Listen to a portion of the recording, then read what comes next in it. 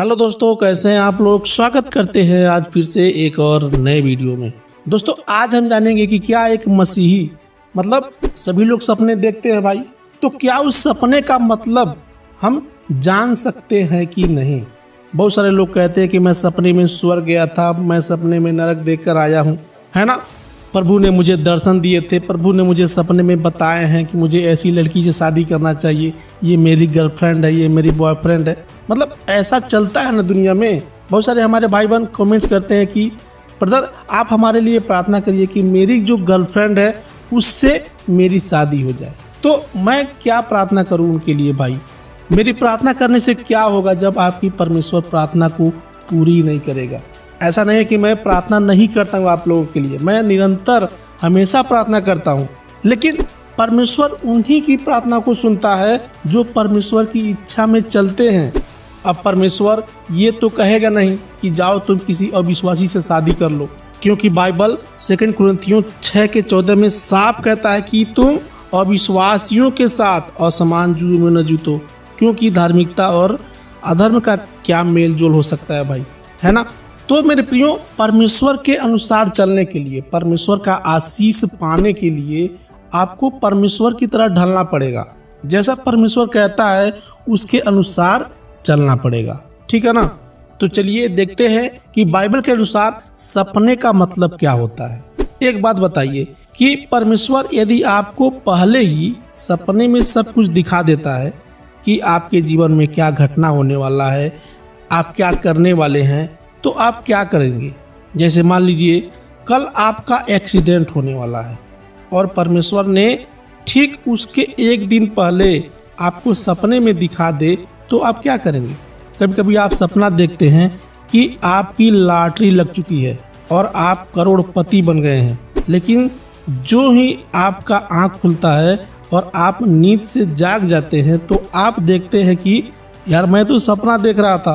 वैसे ही आप देखते हैं कि मेरी शादी किसी एक सुंदर लड़की से हो रही है जो बहुत ही सुंदर है, बुद्धिमान है, बहुत ही पढ़ी लिखी है, लेकिन जो ही सुबह आपका आँख खुलता है तो आप देखते हैं कि भाई यह तो झूठ है, ये एक मिथ्या है जो कभी सच नहीं हो सकता है।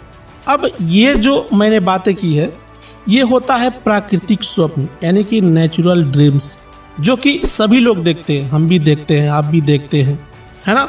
लेकिन जब हम बाइबल में पढ़ते हैं तो देखते हैं कि सपने सच भी होते हैं और वह सपने परमेश्वर की ओर से होते हैं, है ना। उत्पत्ति अध्याय 37 के 1 से 11 में जब हम पढ़ते हैं तो यहाँ देखते हैं यूसुफ एक सपना देखता है।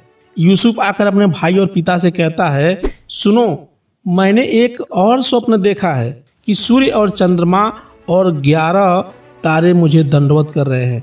और ठीक वैसा ही हुआ जब मिस्र और पूरे देश में सूखा पड़ गया तो यूसुफ के पिता याकूब और यूसुफ के भाई सभी मिलकर यूसुफ के सामने उसका दंडवत करते हैं। जब हम पढ़ते हैं उत्पत्ति अध्याय 41 में तो मिस्र देश में फिरौन एक मोटी गाय, पतली गाय, इस तरीके से स्वप्न देखता है। फिर वह मिस्र के सारे जादूगर तांत्रिक से उस स्वप्न का मतलब बताने को कहता है, लेकिन कोई नहीं बता पाता है।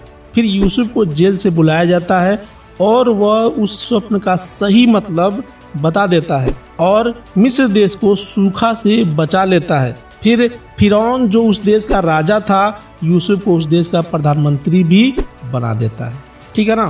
फिर आगे हम देखते हैं कि याकूब के 12 पुत्रों में से इजराइल के 12 गोत्र निकल कर आते हैं, क्योंकि ये प्रभु का योजना था।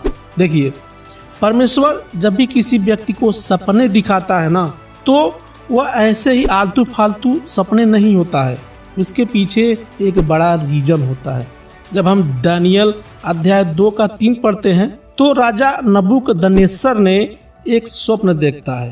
क्या देखता है? कहता है मैंने एक स्वप्न देखा है और मेरा मन व्याकुल है कि स्वप्न को कैसे समझूं।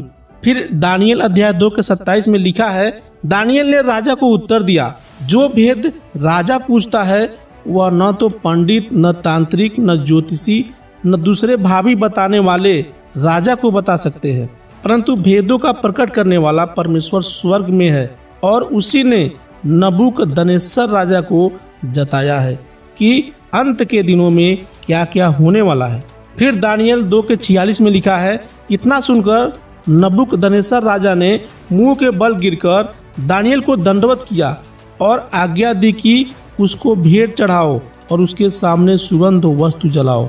तो कहने का मतलब क्या है कि परमेश्वर किसी किसी को स्वप्न का अर्थ बताने का दान भी देता है और उस दान से क्या होता है, परमेश्वर का महिमा होता है। जैसे जब हम यहाँ पढ़ते हैं तो नबूकदनेस्सर राजा को यहोवा परमेश्वर पर विश्वास नहीं था, लेकिन जब दानियल ने उस स्वप्न का सही मतलब बता दिया तो सबको उस यहोवा परमेश्वर के सामने झुकना पड़ा। उसके सामने सभी लोग दंडवत करने लगे। जब हम नए नियम में देखते हैं मत्ती अध्याय 1:20 में, तो यूसुफ जिसके साथ मरियम का मंगनी हुआ था, जब यूसुफ देखता है कि मरियम गर्भवती हो चुकी है तो वो क्या करता है, मरियम को छोड़ने का प्लानिंग करता है। तो यहाँ एक स्वर्गदूत यूसुफ को सपने में बताते हैं। आइए पढ़ते हैं मत्ती अध्याय 1:20। जब वह इन बातों की सोच ही में था तो परमेश्वर का स्वर्गदूत उसे स्वप्न में दिखाई देकर कहने लगा, हे यूसुफ, दाऊद की संतान, तू अपनी पत्नी मरियम को अपने यहाँ से ले आने से मत डर, क्योंकि जो उसके गर्भ में है वह पवित्र आत्मा की ओर से है। वह पुत्र जनेगी और तू उसका नाम यीशु रखना, क्योंकि वह अपने लोगों का उसके पापों से उद्धार कराएगा। जब हम देखते हैं प्रेरितों के काम अध्याय 18:9 में, तो यहाँ पौलुस को भी रात में सपने का दर्शन होता है। आइए देखते हैं, और प्रभु ने रात को दर्शन के द्वारा पौलुस से कहा, मत डर, वरन कहे जा और चुप मत रह, क्योंकि मैं तेरे साथ हूँ और कोई तुझ पर चढ़ाई करके तेरी हानि न करेगा, क्योंकि इस नगर में मेरे बहुत से लोग हैं। आप जानते हैं कि पौलुस अपने जीवन में बहुत सताव सहा है, कभी इस देश में, कभी उस देश में, कभी इस चर्च में, कभी उस चर्च में, मतलब इस तरीके से वो परमेश्वर का सुसमाचार बांटता था और उसके ऊपर बहुत सताव भी आते थे। तो परमेश्वर उसे सपने में दर्शन देकर कहता था कि पौलुस, तू यहाँ मत जा, क्योंकि तुझे यहाँ खतरा है, तू इस देश को छोड़कर वहाँ चला जा, ठीक है ना। और पौलुस वैसा करता था। तो आखिर कहने का मतलब क्या है, इन सारी बातों से क्या स्पष्ट होता है?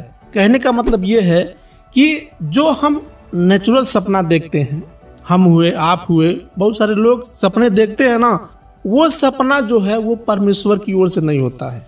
लोग आज देखे कल भूल गए, ठीक है ना। लेकिन जो परमेश्वर सपने दिखाता है उसके पीछे एक बहुत बड़ा रीजन होता है, कारण होता है। आप जानते होंगे कि परमेश्वर हमें जो भी दान देता है, चाहे वो किसी भी चीज का दान हो, तो केवल एक व्यक्ति के भलाई के लिए नहीं देता है, वो सबकी भलाई के लिए देता है, ताकि उससे सुखी दुखी अमीर, मतलब जैसे भी लोग हैं सबका भला हो सके।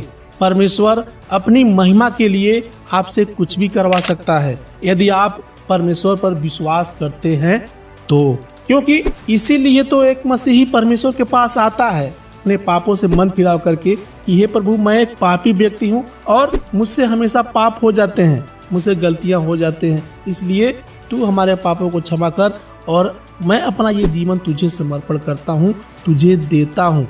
तो परमेश्वर उस व्यक्ति को अपने अनुसार चलाता है, अपने हिसाब किताब से उसको मेंटेनेंस करता है, ठीक है ना। आजकल आप ये भी देखते होंगे कि बहुत सारे ऐसे प्रचारक खड़े हो गए हैं जो कि झूठे वादे करते हैं। वो सपना देखते हैं कुछ और होता कुछ और है। जैसा कि मैंने बताया कि परमेश्वर कभी अपने वचन के खिलाफ नहीं जाता है। ये वचन क्या है? ये वचन ही परमेश्वर है। अगर हम इस वचन के अनुसार चलते हैं तो समझिए परमेश्वर के अनुसार चलते हैं। तो निष्कर्ष क्या निकलता है कि आज के समय में क्या परमेश्वर हमें सपने नहीं दिखाता है? अपनी योजनाओं को पूरा करने के लिए जरूर दिखाता है, लेकिन वो बाइबल के अनुसार होता है। आप उस सपने को बाइबल के अनुसार जांचिए, उसको चेक करिए कि सही मायने में उसमें सच्चाई है कि नहीं। परमेश्वर कभी ये बाइबल के वचन से बाहर करने को कुछ नहीं कहेगा। जो कुछ भी आपको दिखाएगा ये वचन से ही दिखाएगा। आशा करता हूँ कि आपको ये वीडियो पसंद आया होगा। मिलते हैं कल फिर अगले वीडियो में, तब तक के लिए आप सभी को जय मसीह की।